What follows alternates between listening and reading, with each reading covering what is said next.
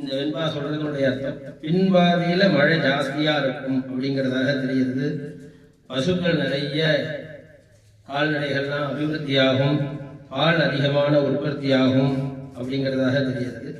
உலகில் உள்ள மக்கள் மட்டும் இல்லாம பசுபக்ஷி மிருகாதிகள் அப்படின்னு சொல்லக்கூடிய மக்களும் சௌக்கியமா இருப்பா, அத்தனை விதமான ஜீவராசிகளும் சௌக்கியமாக இருப்பார்கள் அப்படிங்கிறதாக லோகம் சுபிக்ஷமாக இருக்கும், ஆரோக்கியமாக இருக்கும், நிறைய மகிழ்ச்சியா நாள் இருப்பா அப்படிங்கிறதாக இந்த விசேஷமான வெண்பா நமக்கு சொல்றது. இந்த பராபவத்தினுடைய வெண்பா.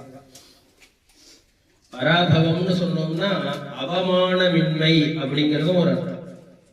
இந்த வருஷத்துல நமக்கு யாருக்கும் மானஹீனம் இல்லாமல் இல்லாத பேர் ஒண்ணுமே தப்பு பண்ணியிருக்க மாட்டோம். ஐயோ அவனா ரொம்ப மோசமான ஒரு தப்பு பண்ணியிருக்கான், அவன் ஏதோ சொல்லி எடுத்துட்டான் அப்படின்னு இல்லாத தெரியாமலேயே பேசுவான். அதுபோல இல்லாமல் இந்த வருஷம் யாருக்கும் மானஹீனம் உண்டாகாது, அவமானம் உண்டாகாது.